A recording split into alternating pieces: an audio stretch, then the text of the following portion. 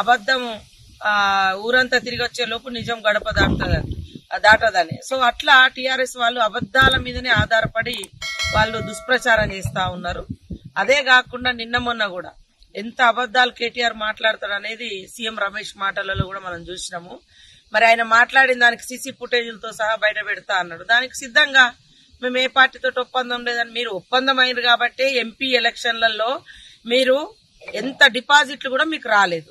మీరు అన్నారు కదా మమ్మల్ని జనరల్ ఎలక్షన్లలో ఎమ్మెల్యే ఎలక్షన్లలో మీకు మాకు 0.5% 1% తేడా మాకు ఇంతుంది అంతుందనే. మరి ఎంపీ ఎలక్షన్లలో ఎందుకు మీ సత్తా మీ ఎమ్మెల్యే ఎలక్షన్ల పడ్డ ఓటు శాతాన్ని ఎందుకు నిరూపించుకోలేకపోయారు? అంటే బీజేపీతో కుమ్ముక్కైనరు అనేది ఆ రోజు ఎంపీ ఎలక్షన్లప్పుడే తెలిసిపోయింది. ఇంకా స్పష్టంగా సాక్షాత్తు బీజేపీ ఎంపీ ఈ రోజు రాజ్యసభ సభ్యుడు కూడా మాట్లాడితే మరి అదే సవాలు, అదే తొడగొట్టుడు, అదే మీసాలు ఇప్పుడు ఏదో చేస్తాడు కేటీఆర్. అదెందుకు మరి నేను రాలేదయ్యా నీ ఇంటికి, నేను బీజేపీ వాళ్ళతో కలుస్తాను అనలేదని ఎందుకు సవాలు విసరలేకపోతున్నాడు?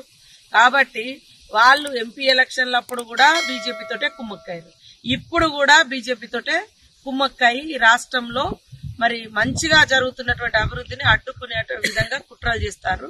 ఆ కుట్రలు మానండి. తెలంగాణ ప్రజలు మన ప్రజలు, తెలంగాణ రాష్ట్రం మన రాష్ట్రం. మన రాష్ట్రాన్ని అభివృద్ధి చేసుకోవడం కోసం ఒక నిర్మాణాత్మకమైనటువంటి ప్రతిపక్షంగా ముందుకొచ్చి సూచనలు సలహాలు మీ అనుభవాలను పంచి అభివృద్ధిలో భాగం పంచుకోండి. తద్వారా ఎలక్షన్ జరిగినప్పుడు ఆ 5 ఏళ్లలో మా లోపాలు ఏమైనా ఉంటే అప్పుడు నువ్వు ఎండగడితే ప్రజలు అర్థం చేసుకుంటారు.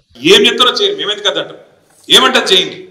కానీ ఇట్లా ఈ రకంగా బస్సులలో కొట్టుకునే పరిస్థితి ఎప్పుడైనా ఉన్నారా? కేసీఆర్ ఉన్నప్పుడు సీట్ల కోసం కొట్టుకున్నాడు, సిగలు పట్టుకున్నాడు, గుద్దుకున్నాడు, ఎన్నెన్ని చూస్తున్నాం కొత్త కొత్త.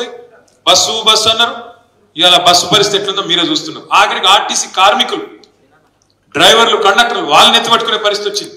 ఇక్కడ వాళ్ళ సీట్లకి వెళ్ళి నువ్వు కూడా చూసుకుంటున్నారు. ఈ పరిస్థితి బస్సు. అట్లా మహిళలకు కూడా ఇలా వ్యవహారం అర్థమైంది. మన మీద అప్పుడు మాటల దాడి ఏం చేశారండి? కుటుంబ పాలన అన్నారు. కుటుంబ పాలన ఎక్కడ చూసినా కేసీఆర్ కుటుంబమేనా? మళ్ళీ ఇలా రాష్ట్రంలో ఎవరి కుటుంబం కనబడుతుంది? మరి ఎటు చూస్తాడు రేవంత్ రెడ్డి అన్నదమ్ములే కనబడతాను. సరే కేసీఆర్ కుటుంబంలో అంటే మేము గెలిచి వచ్చినాం. నేను 5 సార్లు ఎమ్మెల్యే అయ్యాను. హరీష్ రావు గారు ఆయన 6 సార్లు ఎమ్మెల్యే అయ్యాడు. కవితమ్మ గెలిచింది. ఇట్లా మేము ప్రజల చేత ఎన్నుకోబడి వచ్చినాం. మరి రేవంత్ రెడ్డి గారి సోదరులు ఏ ప్రజలు గెలిపించారు? మిమ్మల్ని తిరుపతి రెడ్డి గారి ఫ్లెక్సీలు ఊరత్తున్నాయి.